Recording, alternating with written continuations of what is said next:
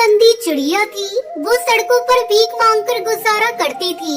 उसका पति टुन्नू चिड़िया कुछ समय पहले ही भीख मांगते सड़क दुर्घटना में चल बसा। अब टुनटुनी चिड़िया अपनी दोनों बच्चियों के साथ शहर में बिल्कुल अकेली हो गई थी। सड़क के किनारे बच्चों को बिठाकर वो इधर उधर भीख मांगने जाती। अगर उसे कुछ मिलता तो अपने बच्चों को खिला देती, वरना भूखा ही सुला देती। आते जाते पक्षी टुनटुनी चिड़िया के कटोरे में भीख में सिक्के डाल जाते।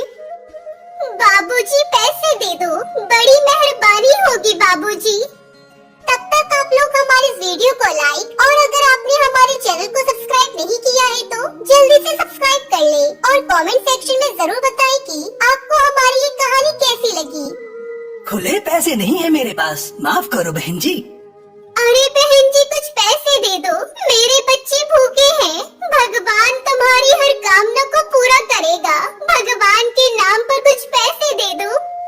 तुम लोगों से कमाया नहीं जाता, बच्चों को पाला नहीं जाता तो बच्चे पैदा क्यों करते हो? ये ले रुपया, मेरे पास पैसे और नहीं है। माँ बहुत जोर से भूख लगी है। रुक बेटा, मैं चाय वाले से ब्रेड का पीस खरीद कर देती हूँ। पिंकी चिड़िया भी रो रही थी। टुनटुनी दोनों को चाय वाले से ब्रेड का पीस लेकर देती है। ऐसी उसकी जिंदगी कट रही थी। उसके साथ और भी कुछ चिड़िया भीख मांगती थी, जिनमें से एक थी टूनी चिड़िया। वो अपने छोटे से बेटे को कमाई का जरिया बनाकर पैसे कमाती थी। माँ ये गोलू के सर पर पट्टी क्यों बंधी है? कल तक तो ये बिल्कुल ठीक था। गोलू तू दर्द से जोर जोर से चिल्लाना और सुन, पैसे वाले पक्षी दिखाई देते ही उनकी गाड़ी के सामने आ जाना। वो तुझे घायल देखकर अच्छे पैसे देंगे।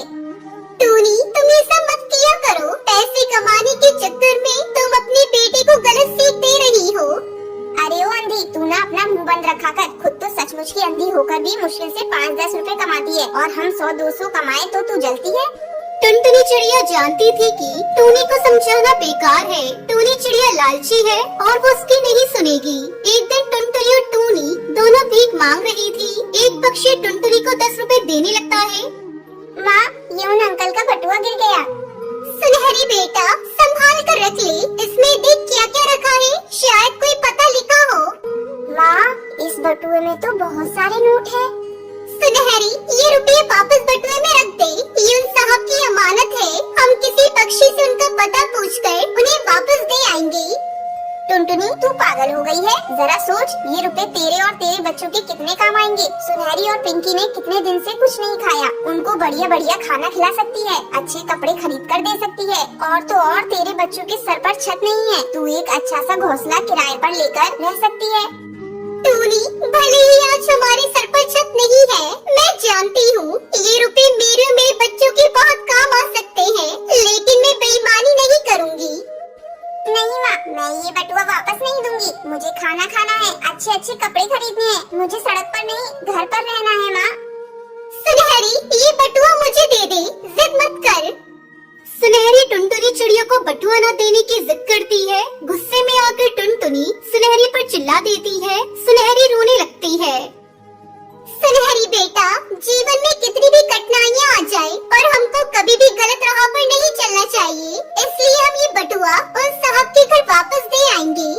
टुनटुनी चिड़िया पक्षी कालू सेठ के घर पहुँचती है। माँ ये तो बहुत बड़ा घर है और गेट पर एक भैया बैठे हैं।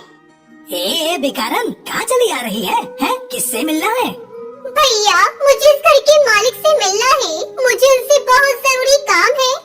अगर तुझे कोई भीख चाहिए तो वो आज के दिन तो नहीं देते, उसके लिए तुझे मंदिर जाना होगा। साहब हर सोमवार को मंदिर में ही भिखारियों को दान करते हैं। नहीं भैया मुझे उनसे कोई और काम है, मुझे उन्हें कुछ देना है। तेरे पास ऐसा क्या है जो तू हमारे साहब को देगी? चल हट आगे से, अंधी कहीं की। साहब की गाड़ी निकलने वाली है, हट जा। जैसे ही कालू सेठ की गाड़ी निकलने वाली होती है, टुनटुनी चिड़िया गाड़ी से टकरा जाती है। अरे अभी गाड़ी के नीचे आ जाती, सामने से हटो, कौन हो तुम? अरे साहब कोई नहीं, ये एक अंधी बेकारन है जो बहुत देर से आपसे मिलने के लिए कह रही थी। बोल रही है आपको कुछ देना है। तुम्हें मुझसे क्या काम है बताओ?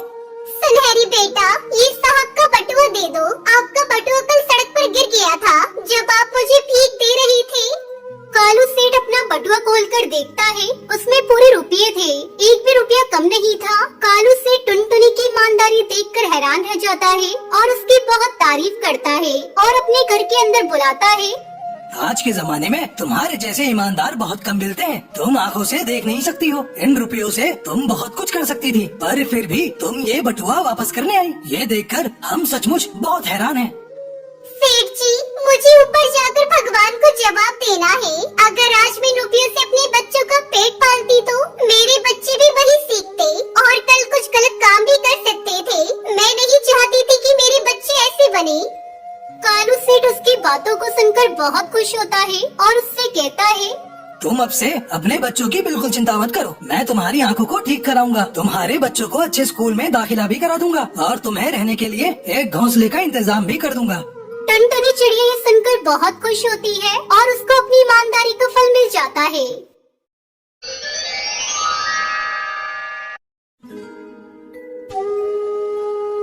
टुनटुनी एक छोटे से घोंसले में रहने वाली गरीब चिड़िया थी जो लाल मिर्च के खेत में काम करती थी और कमाए हुए पैसों से खुद की और अपनी बीमार माँ टोनी की जरूरतें पूरी करती थी।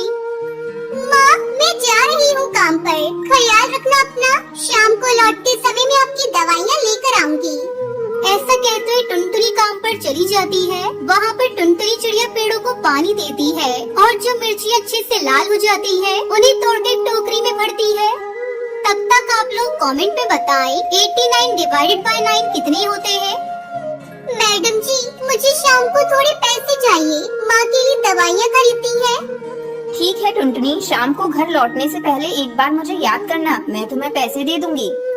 उस खेत की मालकिन बबली कबूतरी एक बहुत ही अच्छी कबूतरी थी और वो हमेशा ढेर सारा मेकअप और लाल लिपस्टिक लगाकर रहती थी।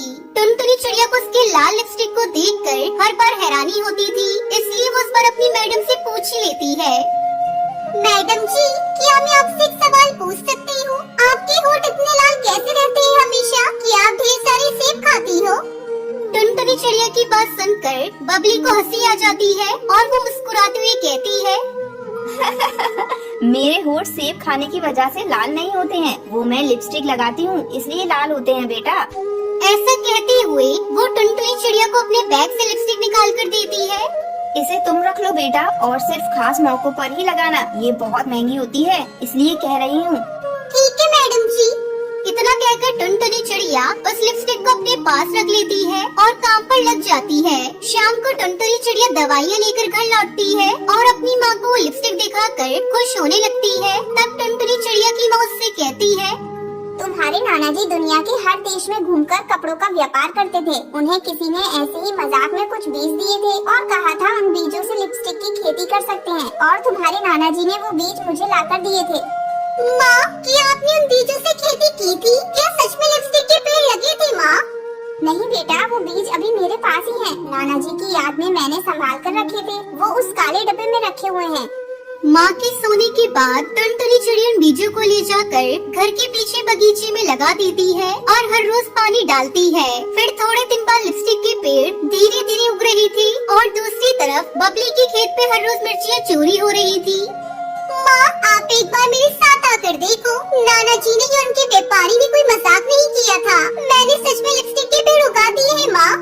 टुनटुनी चिड़िया की माँ भी वो देखकर काफी खुश होती है और टुनटुनी हर रोज एक नई लिपस्टिक लगाकर काम पर जाने लगती है। वो देखकर टुनटुनी की मैडम को उस पर शक होता है। वैसे तो मैं तुम पर बहुत भरोसा करती हूँ, लेकिन तुम हर रोज इतनी महंगी महंगी लिपस्टिक लगाकर आ रही हो, तो मुझे शक हो रहा है कि वो तुम ही हो जो मिर्ची चुरा रही हो। ऐसा नहीं है मैडम जी, मैंने आपकी मिर्चियाँ नहीं चुराई है। ये लिपस्टिक कहाँ से आई है, ये बात आपको समझाने की कोशिश भी करूँ तो आप यकीन नहीं करोगी, इसलिए आप मेरे साथ आओ, मैं आपको दिखाती हूँ। ऐसा कहते हुए टुनटुनी चिड़िया उस खेत की मालकिन को अपने साथ घर लेकर आती है और उन्हें लिपस्टिक के पेड़ों को दिखाती है। वो देखकर मालकिन हैरान हो जाती है और टुनटुनी पर शक करने के लिए उससे माफी मांगती है। मुझे माफ कर दो टुनटुनी, मैंने तुम पर शक किया। मिर्ची का चोर तो कोई और है, हम उसका पता लगा लेंगे। और तुम इन लिपस्टिक का व्यापार करना चाहो तो मैं तुम्हारी पूरी मदद करूँगी। आपका बहुत बहुत शुक्रिया मैडम जी, मैं व्यापार जरूर करूँगी। ऐसा कहते हुए टुनटुनी मिर्ची के खेत में काम बंद करके लिपस्टिक की फार्मिंग करते हुए लिपस्टिक का व्यापार करके अच्छे खासे पैसे कमाने लगती है और अपनी मैडम की भी बहुत मदद